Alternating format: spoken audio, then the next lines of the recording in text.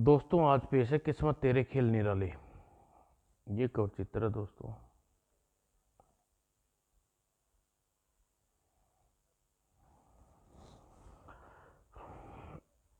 बहुत समय पहले की बात है। कपिल वस्तु राज्य पर सत्यसेन नाम का राजा राज्य करता था। वह अपने नाम के अनुरूप सत्यवादी एवं धर्मपरायण राजा था। अपने राज्य की प्रजा को वह संतान की तरह ध्यान रखता था। महाराज मैं दिनहीन हूँ, 3 दिन बाद मेरी पुत्री का विवाह आपसे कुछ संयोग की आश में मन लेकर आपके समक्ष उपस्थित हुआ हूँ। महामंत्री पंडित जी को स्वर्ण मुद्राएं की 2 थैलियां राजकोष से दिलवा दो। इनकी पुत्री का विवाह में कोई कमी नहीं आनी चाहिए। जोग्य महाराज। राजा महाराजा सत्यसेन की जय हो। सत्यसेन की जय हो। और प्रजा राजा सत्यसेन की प्रशंसा करती न थकती थी। एक दिन जब वह रथ में बैठकर अपने राज्य की सीमा पार कर रहे थे, अरे यह क्या, सामने रथ आ रहा है। वह रास्ता इतना संस्करा है कि इस पर 2 रथ एक साथ नहीं गुजर सकते। तभी राजा सत्यसेन का सारथी यह सोच रहा था कि सामने आता रथ सामने आकर रुक गया। ओ सारथी, क्या तुम्हें दिखाई नहीं देता? जानता नहीं मेरे राजा काची नरेश ज्वाला सिंह सवार हैं और तू अपना रथ पीछे हटाने ले ताकि अपने रथ को आगे बढ़ा सकूं। तुम भी कान खोल कर सुन लो, मेरे रथ पर राजा कपिल वस्तु के महाराज सत्यसेन सवार हैं। मेरा रथ पीछे नहीं हट सकता। तुम्हें अपना रथ पीछे हटाकर हमें रास्ता देना होगा। यह सुनकर राजा ज्वाला सिंह चौंक कर राजा सत्यसेन की ओर देखा। ओह, तो यही राजा सत्यसेन है जिनकी चर्चा सत्यवादिता के चर्चे दूर दूर तक फैले हैं। इधर राजा ज्वाला सिंह सारथी को पुन चलाते हुए कहा, सारथी चुपचाप रथ को पीछे हटा लो, वरना इनका अंजाम बुरा होगा। मैं भी देखता हूं कि तू क्या करेगा।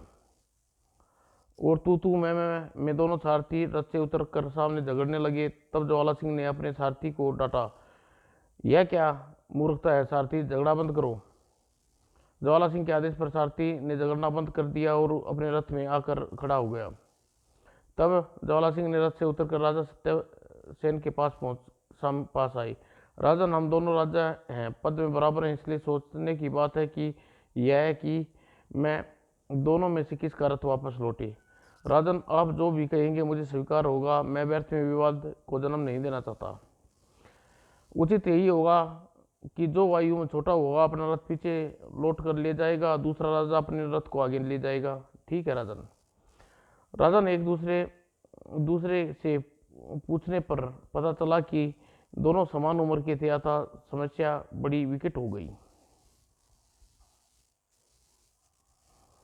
तभी उन्हें एक वृद्ध महात्मा सामने आते दिखाई दिए। हमें इन महात्मा से परामर्श कर लेना चाहिए, अवश्य ही हमें उचित सलाह देंगे, आप मुझे मंजूर है। और जब वृद्ध महात्मा नजदीक आए, महात्मा, हम दोनों राजाओं के सामने एक समस्या खड़ी हो गई, आपकी कृपा करके हमारी समस्या का समाधान कीजिए। आप लोग की क्या समस्या है? तब सत्यसेन ने सारी घटना विस्तार से कह सुनाई। सारी बात सुनकर आप दोनों में जो सूल और आचरण में बड़ा है वह अपने रथ को पहले निकाल ले, दूसरा उसे रास्ता दे। ठीक है महात्मा जी, पहले मैं अपने शील आचरण के बारे में आपको बताता हूँ। मैं ब्रज से कठोर, कुसुम से भी कोमल हूँ। मैं ठोकर के साथ कठोरता का और कोमल के साथ कोमलता का व्यवहार करता हूँ। बड़े को भलाई और 100 बुराई से जीतता हूँ। इतना कहकर ज्वाला सिंह चुप हो गया। तब सत्यसेन ने वृद्ध महात्मा से कहा, महात्मा, मैं सबके साथ समान व्यवहार करता हूँ। मैं भले को भलाई से जीतता हूँ, बुरे को भी भलाई से ही जीतता हूँ। मैं क्रोध को क्षमा से जीतता हूँ और असत्य को सत्य से जीतता हूँ। इसके साथ मैं अपने वचन का भी पक्का हूँ, कभी अपने दिए वचन से नहीं हटता हूँ।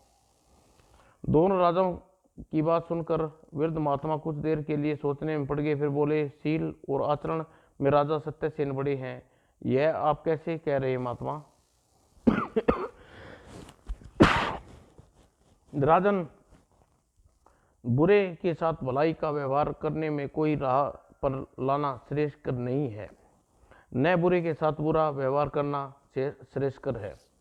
राजा सत्यसेनशील और आचरण में आपसे बड़े हैं, इसलिए आप अपना रथ पीछे हटा लें और राजा सत्यसेन को रथ को आगे जाने का रास्ता दे दें। महात्मा की बात सुनकर ज्वाला सिंह का मुंह उतर गया। वह अपने सारथी को आज्ञा दी, सारथी रथ को वापस पीछे ले जाओ। और सारथी ने तुरंत आज्ञा का पालन किया। और जब राजा सत्यसेन ने वृद्ध महात्मा को प्रणाम किया और अपने रथ में जाकर बैठ गया। महात्मा आपने सत्यसेन का कथन पर विश्वास करके मुझे श्रेष्ठ घोषित कर दिया, लेकिन सत्यसेन श्रेष्ठ होने का में संदेह है। संदेह? कैसा संदेह? महाराज, मैंने सुना है कि राजा सत्यसेन सत्यवादी है, वह अपनी कहीं बात से अड़िग रहते हैं। आपकी आज्ञा दें तो मैं उसकी सत्यता का परीक्षा लेना चाहता हूँ। अगर मेरी परीक्षा में उत्तीर्ण हो गए तो मैं समझूंगा सत्यसेन निश्चित ही शील और आचरण में मुझसे बड़ा है। मुझे तुम्हारे कथन पर कोई आपत्ति नहीं है राजन, तुम सत्यसेन के सत्यवादिता की परीक्षा ले सकते हो। और महात्मा की आज्ञा पाकर ज्वाला सिंह ने सत्यसेन के पास पहुंचे। राजन, मैं आपसे कुछ मांगना चाहता हूँ। मेरे आहू भाग राजन, जो आपने मुझसे इस योग्य समझा, मांगिए। आप क्या मांगना चाहते हैं? अगर वह चीज़ मैं अपने आपको देने योग्य हुआ तो अवश्य दूंगा। सोच लीजिए राजन, मुझे संदेह है कि आप मेरी मांग पूरी नहीं कर पाएंगी। आप कहिए तो सही राजन, आप क्या मांगना चाहते हैं? हम वचन देते हैं कि आपकी मांग अवश्य पूरा करेंगे। तो सुनिए राजन, मैं आपके लिए 10 वर्ष के लिए कपिल वस्तु का राज चाहिए। क्या? हाँ, 10 वर्ष के लिए कपिल वस्तु का राजा बनकर राज करूंगा और आप आपके परिवार के साथ कपिल वस्तु से 10 वर्षों के लिए छोड़ना होगा। सत्यसेन सोच में डूब गया। देख ज्वाला सिंह व्यंग में किया, हम तो पहले ही इस बात कह रहे थे कि आप मेरी मांग को नहीं मान पाएंगे। नहीं, यह बात नहीं है राजन, हम तो यह सोच रहे थे कि आपने मांगा भी तो क्या मांगा। हम तो मांगने पर आपकी जान दे सकते थे, किंतु आपने सिर्फ 10 वर्ष के लिए हमसे कपिल वस्तु का राज मांगा है। तो आप 10 वर्षों के लिए मुझे कपिल वस्तु का राज देने के लिए तैयार हैं? हाँ राजन, आज से 10 वर्ष के लिए कपिल वस्तु आपका अधिकार हुआ। ठीक है राजन, मैं आज से 5 दिन बाद कपिल वस्तु आऊँगा। उसी दिन मैं आपको खुशी से खुशी कपिल वस्तु का राजभार सौंप दूंगा। इतना कहकर सत्यसेन उनसे विदा ली। राजन, अब तो आप इस बात को मान गए कि राजा सत्यसेनशील और आचरण में आपसे बड़े हैं। महात्मा, यह सही है कि सत्यसेन ने इस समय 10 वर्ष के लिए कपिल वस्तु राज मुझे देना स्वीकार कर लिया है, पर मुझे विश्वास नहीं, 5 दिन पश्चात मैं कपिल वस्तु के पहुंचकर कपिल वस्तु का राज मांगूंगा तो वह इनकार कर देगा, और ऐसा करने से मैं सत्यसेन की कीर्ति को अपकीर्ति में बदल दूंगा। मुझे दुख है राजन, आपको अब भी राजा सत्यसेन की शील आचरण पर संदेह है। राजन, आप सखी प्रवृत्ति के मनुष्य हैं, इसलिए आपको विश्वास दिलवाना अत्यंत कठिन है। कहकर महात्मा वहां से आगे बढ़ गए और ज्वाला सिंह अपने रथ पर बैठा काशी प्रदेश की ओर चल दिया। और राजा सत्यसेन कपिल वस्तु पहुंचकर जब सीधे राजमहल पहुंचे। आइए महाराज, देखिए नन्ना वीरसेन अपने बड़े भाई धीरसेन की पीठ पर किस प्रकार सवारी कर रहा है। यह क्या राजन, आप अपने दोनों पुत्रों को देखकर प्रसन्न नहीं हुए? क्या बात है? कुछ नहीं महारानी, तुम व्यर्थ में संदेह कर रही हो।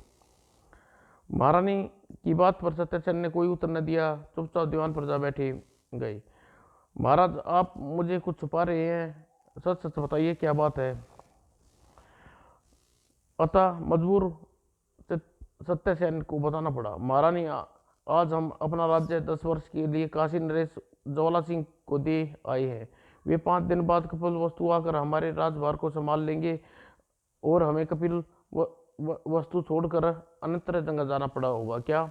यह सुनकर रानी अक्की बक्की सी रह गई। महारानी की अवस्था देखकर सत्यसेन ने कहा, महारानी, राजा ज्वाला सिंह ने हमें 10 वर्ष के लिए कपिल वस्तु को अपने मांगा है। तुम जानती हो कि हम अपनी आदत अनुसार उन्हें मना नहीं कर सकते थे, पर तुम्हारी अवस्था देखकर हमें एहसास हो रहा है जैसे ज्वाला सिंह की मांग पूरी करने का वचन देकर हमने भूल की है। नहीं महाराज, आपने कोई भूल नहीं की, हमें उल्टा तो इस बात पर गर्व हो रहा है कि आप जैसा वचन निभाने वाला पति मिला। महारानी फिलहाल मैं सोच रहा हूँ, चिंतित हो रहा हूँ, कपिल वस्तु को छोड़कर हम 10 वर्ष का समय कहाँ किस प्रकार व्यतीत करेंगे। महाराज, इतिहास दृष्टांत हमारे सामने है। क्या राम को अयोध्या छोड़ने से पहले पता था कि ये 14 वर्ष कैसे बीतेंगे? क्या सत्यवादी हरिश्चंद्र को अपने राजमहल छोड़ने का पहले मालूम था कि राजा तारीमणि के पुत्र लेकर वहाँ कहाँ जाएंगे? महारानी, तुम्हारे इन दिशांतों ने मुझे बहुत शक्तिशाली मिली है। अब मैं तनाव मुक्त होकर खुशी खुशी कपिल वस्तु छोड़कर जा सकता हूँ। वो ठीक 5वें दिन, राजा सत्यसेन, मैं आ गया हूँ। अब आप अपना दिया वचन पूरा कीजिए। 10 वर्ष के लिए कपिल वस्तु का राज मुझे सौंप दीजिए। आइए आइए, मैं आपकी प्रतीक्षा कर रहा था राजन। मैं अभी सभी को बुलाकर अपने कपिल वस्तु का नया राजा घोषित करता हूँ। लेकिन राजन, एक बात मेरी समझ में नहीं आ रही कि आप इतने कपिल वस्तु से कांची प्रदेश का राजभार एक साथ कैसे संभाल पाएंगे। इसकी चिंता आप न कीजिए, मेरी अनुस्मृति मेरा छोटा भाई करण सिंह कांची प्रदेश का राजकाज संभाल लेगा। राजा सत्यसेन ने तत्पश्चात सभा बुलाई। समस्त स्त्रीगण, प्रियजनों, मैं 10 वर्ष के लिए कपिल वस्तु का राजा ज्वाला सिंह को दे रहा हूँ, अतः आज से ज्वाला सिंह आपके राजा है। महाराज, ये आपने क्या किया? महाराज, नहीं, हमें ऐसा नहीं करने देंगे। आप सब लोग जानते हैं कि मैंने हमेशा अपने दिए वचन का पालन किया है। इस प्रकार मुझे रोककर आप मेरे माथे पर वचन पूरा न करने का कलंक लगाना चाहते हैं? नहीं महाराज, हम ऐसा कदापि नहीं चाहते, आपको छोड़ना भी नहीं चाहते। ऐसा नहीं हो सकता, क्योंकि हमने 10 वर्ष ज्वाला सिंह को वचन दे चुके हैं। 10 वर्षों के लिए अपने परिवार के साथ लेकर कपिल वस्तु छोड़कर कहीं अज्ञात स्थान पर चले जाएंगे। ओह, और मेरी आप लोगों से यही प्रार्थना है कि आप सभी लोग राजा ज्वाला सिंह को अपने राजा माने और कार्यभारी में सहयोग करें। महाराज, आपने अपने ऐसा निश्चित कर लिया है तो हम वचन देते हैं कि हम लोग आपकी आज्ञा का पालन करेंगे। और उसी दिन राजा सत्यसेन अपनी रानी दुर्गा और दोनों पुत्रों के साथ महल छोड़ कर जाने लगे। यह क्या राजन, हमें ऐसा नहीं लग रहा जैसे राज्य के साथ साथ आप लोग राजसी वस्त्र आभूषण भी त्याग जाएंगे? जब हम राज्य ही आपको देकर जा रहे हैं तो राजसी वस्त्रों और आभूषणों पर हमारा क्या अधिकार? कोई अधिकार नहीं है।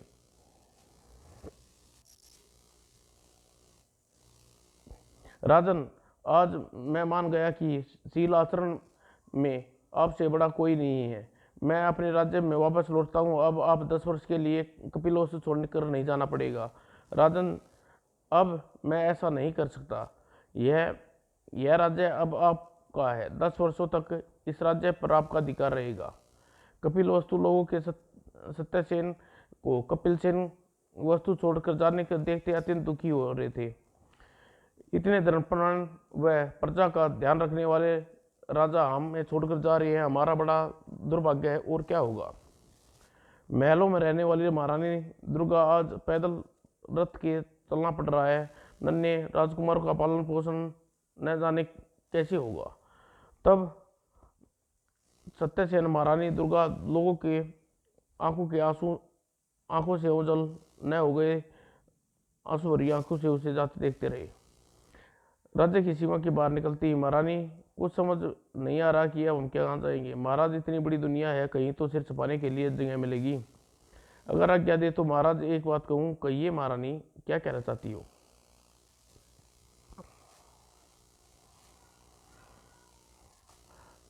महाराज, आप मेरे पिता के यहाँ चलिए, उन्हें यहाँ रहकर 10 वर्ष आराम से व्यतीत हो जाएंगे। नहीं महारानी, हमने नहीं हो सकता। वहाँ जाकर उन्हें कष्ट नहीं देना चाहते। हम कहीं अन्यत्र चलेंगे। चलते चलते जंगल में पहुँच गए। तभी क्या हुआ बेटा? पिताजी, चलते चलते पाँव में छाले पड़ गए, अब मुझसे नहीं चला जा रहा।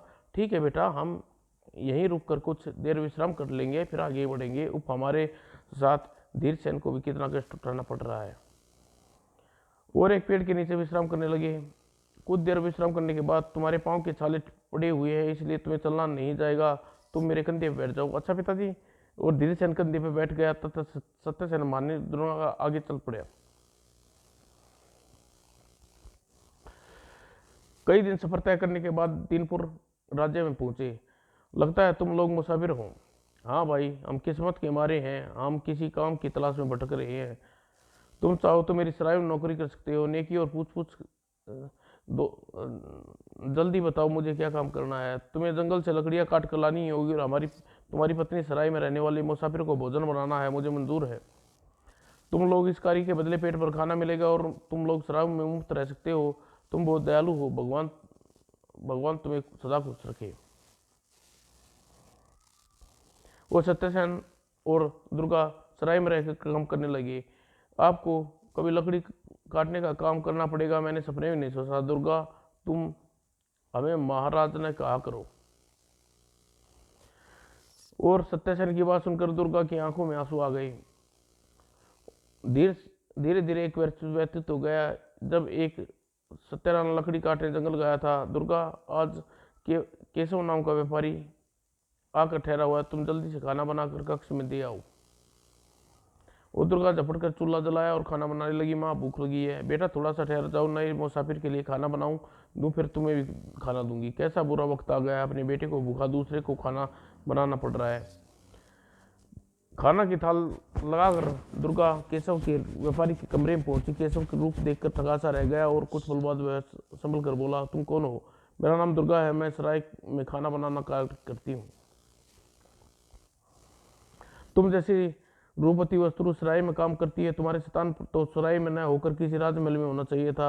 इस आदमी की नीयत कुछ ठीक नहीं लगती। मुझे यहाँ एक पल भी ठहरना नहीं चाहिए।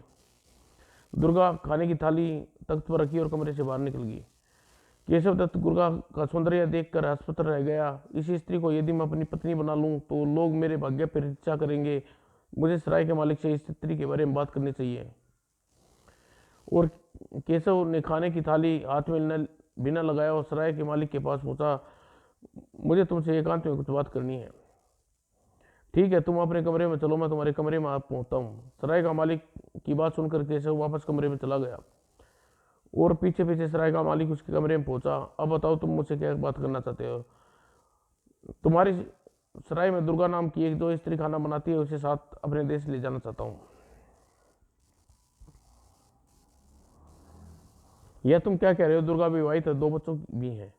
मुझे इस बात की कोई सरोकार नहीं है। दुर्गा कुंवारी है या विवाहित है, मैं उसे हर हाल में अपनी पत्नी बनाना चाहता हूँ। दुर्गा का पति इस बात का पता चलेगा तो वह तुम्हें जीवित नहीं छोड़ेगा। दुर्गा के पति को संभालने की जिम्मेवारी तुम्हारी है। दुर्गा, मैं तुम्हें सौंपने मुझे क्या फायदा होगा? मैं तुम्हें इस कार्य के लिए 100 स्वर्ण मुद्राएं दूंगा। ओह, यह सौदा बुरा नहीं है। मुझे दुर्गा को इस आदमी को सौंप देना चाहिए। सत्यसेन को जंगल जाने पर मैं कोई बहाना बना दूंगा। यह सोच कैसे बोला, मैं तुम्हारी बात मंजूर है। अभी यहाँ से दुर्गा तुम्हारे कमरे में भेज रहा हूँ, लेकिन बाद में वो उसमें करना तुम्हारा काम है। ठीक है, तुम जाकर यहाँ भेज दो। वो सराय के मालिक ने कमरे से निकल गया। वो दुर्गा के पास पूछा। दुर्गा, केशव के कमरे में जाकर जूठे बर्तन उठा लाओ, खाना खा चुका है। अच्छा मालिक, केशव अच्छा आदमी नहीं है, मैं उसके कमरे में नहीं जाऊंगी। दुर्गा हमारा ग्राहक है, उसका कार्य तो तुम्हें करना ही पड़ेगा। अगर तुम मेरा कहा नहीं मानोगी तो मैं तुम्हें और पति को नौकरी निकाल दूंगा। नहीं नहीं, ऐसा नहीं करना कि मैं केशव के जूठे बर्तन लेके आती हूँ। लाचार दुर्गा कमरे में चली गई और राह में धीरसेन और वीरसेन मिले। वे माँ के साथ साथ केशव के कमरे में पहुंचे। तुम दोनों बाहर रुको, मैं अभी कमरे में जूठे बर्तन लेकर आ रही हूँ। अच्छा माँ। दोनों बच्चों को बाहर छोड़कर जैसे ही दुर्गा कमरे में पहुंची, आओ दुर्गा, मैं तुम्हारी प्रतीक्षा कर रहा था। क्या मतलब? दुर्गा, तुम्हारी हालत देखकर मुझे इस तरह से आ रही है। तुम्हारी निर्दयता पति तुम्हारी क्या गत्र बना रखी है। तुम मेरे साथ चलो, मैं तुम्हें अपनी पत्नी बनाकर सब सुख दूंगा। क्या बक रहे हो तुम? तुम्हारी यह सब कहने की हिम्मत कैसे हुई कमीने? मैं ठीक कह रहा हूँ दुर्गा। अब तुम मेरे साथ मेरे देश चलोगी, तुमसे ब्याह कर लूंगा। तुम जैसा निर्लज आदमी मैंने आज तक नहीं देखा। मैं तुम्हारा मुंह पर थूकती हूँ। इतना कहकर केशव के मुंह पर थूक दिया। तेरी इतनी हिम्मत, तुझे पता नहीं, सराय के मालिक से तुझे खरीद चुका हूँ, अब तेरा मालिक हूँ क्या? केशव दुर्गा की ओर बढ़ा देख कर चिल्ला उठी, ठहर जा पापी, वरना मैं शोर मचा दूंगी। मैं भी देखता हूँ तुझे बचाने कौन आता है, कितना शोर मचा सकती है। केशव ने झपट कर उसकी कलाई पकड़ ली। बचाओ बचाओ, आह आह। दुर्गा चिल्लाने की आवाज कमरे के बाहर धीरसेन के कानों में पड़ी। लगता है माँ किसी संकट में फंस गई, मुझे तुरंत अंदर जाकर सहायता करनी चाहिए। और अपने छोटे भाई को धीरसेन को कमरे में पहुंचा। धीरसेन बैठे, मुझे इस पापी से बचाओ, तू फिक्र मत कर माँ, माँ भी ये आदमी को मजा सिखाता हूँ कहकर और झटपट लकड़ी उठाकर केशव को मारने के लिए उसकी ओर दौड़ा। और जैसे ही धीरसेन उसके पास पहुंचा, लपक कर धीरसेन ने उसे हाथ डंडा छीन लिया और जालिम यह तूने क्या नष्ट कर डाला, आह टड़ाक, और धीरसेन कराता हुआ पृथ्वी पर गिर गया, बेहोश हो गया। और तभी केशव ने दुर्गा के सिर पर डंडा को वार किया, तड़ाक, दुर्गा मूर्छित होकर पृथ्वी पर गिर पड़ी। फिर केशव ने मूर्छित दुर्गा के हाथ पर बांध कर मुंह में कपड़ा ठूस दिया। अब मुझे सराय के मालिक के पास चलना चाहिए, कोई किसी आदमी द्वारा बेहोश दुर्गा को समुद्र किनारे मेरे जहाज तक पहुंचा देगा। जैसे ही बाहर कमरे से निकला, कौन है तू और यहाँ क्यों खड़ा है? मेरा नाम वीरसेन है, मेरी माँ और बड़ा भाई कमरे में अंदर गए हैं, यहाँ खड़ा होकर उनकी प्रतीक्षा कर रहा हूँ। केशव ने जेब से चांदी का सिक्का निकाला और वीरसेन को देते बोला, जाओ बेटा, सिक्के खाने पीने की चीज खरीद कर खाओ, तुम्हारी माँ और भाई कमरे में काम कर रहे हैं, कुछ देर में बाद आएंगे। वीरसेन सिक्का लेकर वहां से चला गया। और तब केशव ने सराय मालिक के पास पहुंचा। दुर्गा मेरे कमरे में बेहोश पड़ी है, उसे किसी बोरे में बंद करके किसी आदमी को मेरे जहाज तक भिजवा दो। एक बड़ा बोरा लेकर सराय का मालिक केशव के साथ कमरे में पूछा, अरे यह धीरसेन यहाँ घायल होकर कैसे पड़ा है? यह भी अपनी माँ को बचाने आया था, इसे बेहोश करने के सिवा मेरे पास कोई चारा न था, बाद में तुम संभाल लेना। जल्दी उन दोनों को मिलकर बेहोश दुर्गा को बोरे में बंद कर दिया। अब इस बोरे को उठाकर सराय के बाहर तक ले जाना, किसी मजदूर को तुम्हारे साथ इस बोरे को लेकर भेज दूंगा। हाँ, यह ठीक रहेगा। और दोनों किसी तरह बोरे को उठाकर सराय के बाहर तक, तभी सत्यसेन लकड़ी का गट्ठर लेकर लादे वहां पहुंचा। सत्यसेन लकड़ी ले आए, आओ जल्दी रसोई घर में जाकर रख दो, जो हुक्म मालिक, कहकर सत्यसेन ने अंदर की ओर बढ़ गया। यह आदमी दुर्गा का पति है, अब तुम जल्दी से बोरे को लेकर चलते हो, वरना हम लोग का भेद खुल सकता है, ठीक है? केशव एक मजदूर को आवाज देकर बुलाया और बोरे को लदवा दिया। यह लो, स्वर्ण मुद्राएं की थैली अब तुम्हारी है, इसके लिए धन्यवाद। और केशव मजदूर के साथ वहां से चला गया। सराय का मालिक जब खुश होता हुआ सराय में वापस लौटा तो उसके सामने परेशान सा सत्यसेन आता दिखाई पड़ा। मालिक, मेरी पत्नी दुर्गा व मेरे बच्चे कहाँ हैं? वे लोग सराय में कहीं दिखाई नहीं दे रहे। मत लो, उस दुष्टारणी का नाम चरित्र औरत थी। आप दुर्गा के बारे में ऐसा शब्द कहकर उसके ऐसा क्या किया? नहीं मानते हो तो सब सुन लो। तुम लकड़ी देने जंगल में चले गए, सराय में केशव नाम का एक व्यापारी आकर रुका, देखते ही दुर्गा उस पर मोहित हो गई। जब केशव जाने लगा तो दुर्गा भी उसके साथ जाने की जिद करने लगी। केशव भला उसे ले जाने में क्यों मना करता? तो क्या दुर्गा उसके साथ चली गई? तो क्या मैं झूठ बोल रहा हूँ? तुम्हारे बड़े पुत्र ने अपनी माँ को जाने से रोका तो जाते हुए उसे भी घायल कर गई। ओह, दुर्गा ने यह क्या किया? जिस स्त्री को जाते समय उसके पति की इज्जत का ख्याल नहीं आया, अपने फूल से बेटे को त्याग कर चली गई, उसके लिए दुख मना रहे हो। अपने पुत्र की सुध लो। आप ठीक कह रहे हो, मुझे धीरसेन के पास ले चलो। और सराय के मालिक सत्यसेन के साथ कमरे में पहुंचा। धीरसेन में होश पड़ा था, लगता है इसे होश आ रहा है। आह दुर्गा, तू अपने पुत्र के साथ ऐसी घिनौनी हरकत करेगी, मैंने सपने में भी नहीं सोचा था। कुछ क्षण बाद धीरसेन कराते हुए आंखें खोली। बेटा, अब तुम्हारी तबीयत कैसी है? धीरसेन ने सत्यसेन की अजनबी की देखना, मैं कौन हूँ, आप कौन है? यह कैसी अजनबी बातें कर रहा है तू? क्या अपने पिता को भी नहीं पहचानता? धीरसेन की बात सुनकर गर्दन इनकार में लाई।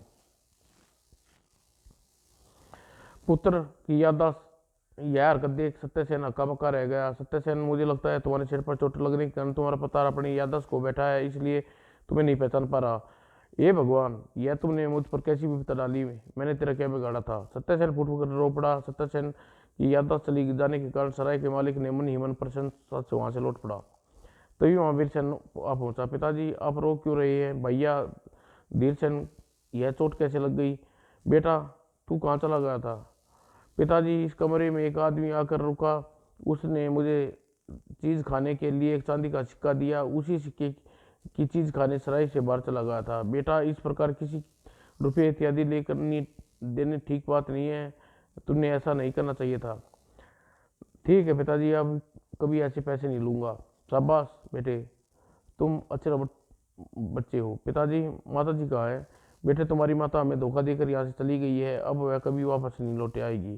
पिता की बातें सुनकर वीरसेन की समझ में नहीं आई, अतः वह पिता का मुंह की ओर देखने लगा। अब सत्यसेन सोच में पड़ गया, अब इस नगर में मैं रुकना व्यर्थ है। कल जब सब लोग को पता चलेगा कि मेरी पत्नी दुर्गा गैर आदमी के साथ चली गई है, तो हम लोग नजरों से गिर जाएंगे, हमारा उपवास उड़ाएंगे।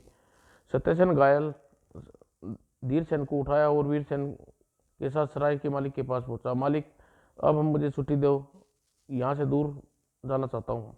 सत्यसेन, मैं तुम्हारे दिल की हालत समझता हूँ, मैं तुम्हें रोकूंगा नहीं। और सराय के मालिक ने 5 स्वर्ण मुद्राएं दी, जिन्हें लेकर वह पुत्रों के साथ सराय से निकल पड़ा। सबसे पहले सत्यसेन एक वैद्य के पास पहुंचा। वैद्य ने घायल धीरसेन को चोट पर लेप लगाया और पट्टी बांध कर औषधि लगा दी। यह लीजिए दवा, इसे पानी में घोलकर दिन में 3 बार पिला दीजिए, कुछ ही दिनों में घाव भर जाएंगे।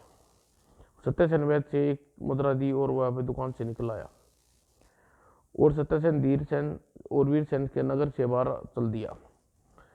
आप मुझे कहाँ ले जा रहे हैं?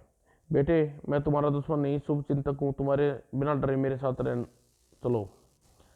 और सत्यसेन पुत्र के प्रश्न के उत्तर एक बार फिर दुखी हो उठा।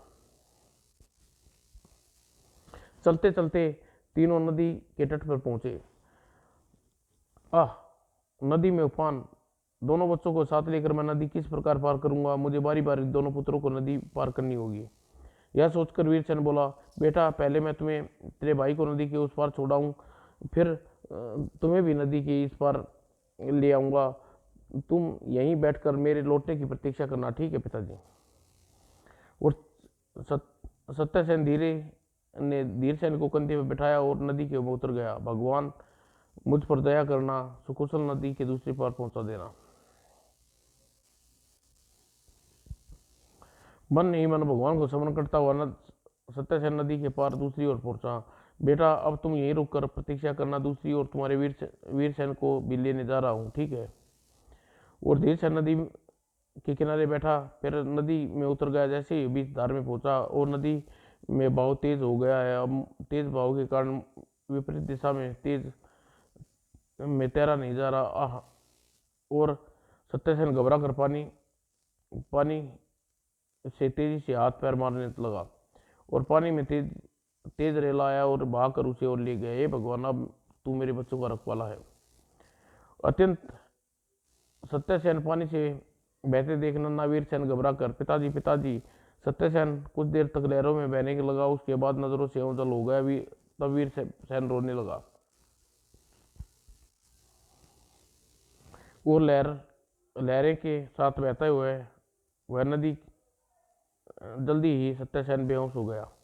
तब एकाएक ऊंची लहरें उठी और उधर धीरसेन सोच रहा था, पता नहीं वह दयालु आदमी लहरों के बीच कहाँ गायब हो गया।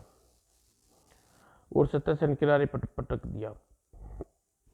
धीरसेन अभी सोच ही रहा था कि वह धोबीन गुजरे।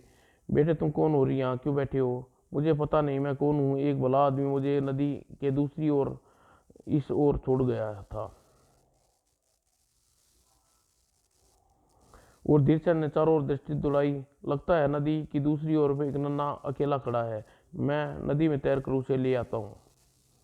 और धोबी दूसरी ओर खड़े रोते वीरसेन के पास पहुंचा। बेटा, क्या बात है, तुम रो क्यों रहे हो? मेरे पिताजी अभी अभी इस नदी में डूब गए और मेरा भाई नदी के दूसरी ओर खड़ा है, मैं अपने भाई तक कैसे पहुंचूंगा? वो ओह, तो नदी में जो लड़का बैठा है वो तुम्हारा भाई है, लेकिन वह तो कह रहा था कि तुम नहीं जानता वह कौन है। उसके सिर पर चोट लग गई है जिसके कारण अपनी स्मरण शक्ति खो गया है। ओह, यह बात है। चलो मैं तुम्हारे भाई के पास पहुंचा दूँ। और फिर धोबी वीरसेन को कंधे पे बैठाया और तैरता हुआ नदी के दूसरे तट पर पहुंचा। वीरसेन पिता के डूबने के बारे में बताया। ओह, तो वह भला आदमी डूब गया। भैया, क्या तुम्हें कुछ भी याद नहीं? वह भले आदमी कोई और नहीं, हमारे पिता थे। वीरसेन की बात सुनकर धीरसेन परेशान सा उठा और उसकी ओर देखने लगा। तब धोबी ने उन दोनों से बोला, तुम दोनों अब कहाँ जाओगे? हमारा इस दुनिया में कोई नहीं है। वीरसेन की बात सुनकर धोबी प्रशंसापूर्वक धोबिन से कहा, धोबिन, लगता है भगवान ने आज हमारी पुकार सुन ली। मैं तुम्हारी बात का मतलब नहीं समझी। अरे नादान, तू जानती है कि हमारे संतान नहीं है। भगवान ने हमें दो दो लड़के हमारे पास भेज दिया, क्यों ना हम दोनों को अपना पुत्र बना ले। ओह, यह तो मैंने सोचा ही नहीं था। फिर अगले ही पल, बेटा, क्या तुम दोनों हमारे बेटे बनोगे? हाँ हाँ, क्यों नहीं। और यह सुनकर धोबिन की आंखों में खुशी के आंसू भर आए। उन्हें लपक कर वीरसेन को छाती से लगा लिया और धोबिन उन दोनों को अपने घर लिए गए। और कुछ देर बाद तक बेहोश रहने के पश्चात जब सत्यसेन को होश आया तो पीड़ा से उसका अंग दुख रहा था। आह, मैं कहाँ हूँ। और तभी उसे एक आग पुत्र का ख्याल आया। ओह, मैं अपने बेटे को नदी के किनारे पर बैठा आया था, यहाँ कैसे आ पहुंचा? मुझे उन दोनों को सिर ढूंढना चाहिए। और जब जैसे तैसे उठा और धीरसेन तलाश में चलता हुआ वह उस स्थान पर पहुंचा जहाँ धीरसेन को छोड़ गया था। वो धीरसेन तो यहाँ नहीं है, वह कहाँ चला गया? और उन्हें नदी के दूसरे तट पर देखा। वीरसेन भी नदी के दूसरे तट नहीं है, पता नहीं दोनों कहाँ चली गई हैं। अतः सत्यसेन वहीं बैठकर अपने पुत्रों की प्रतीक्षा करने लगा। काफी देर हो गई वे नहीं आए। लगता है धीरसेन और वीरसेन नदी की बेट चढ़ गए हैं। आह, कितनी बड़ी दुनिया में अब मेरा कोई नहीं, अब मैं क्या चाहूँ। फिर सत्यसेन वहां बैठा बेदिल हो गया और कदमों से एक और चल पड़ा। और जब वह बेहोश दुर्गा केशव के जहाज पर होश आया, वह लगता है दुर्गा को होश आ गया। अब मुझे इसके हाथ पैर खोल देने चाहिए। लगे ना ठोकर किस्मत को,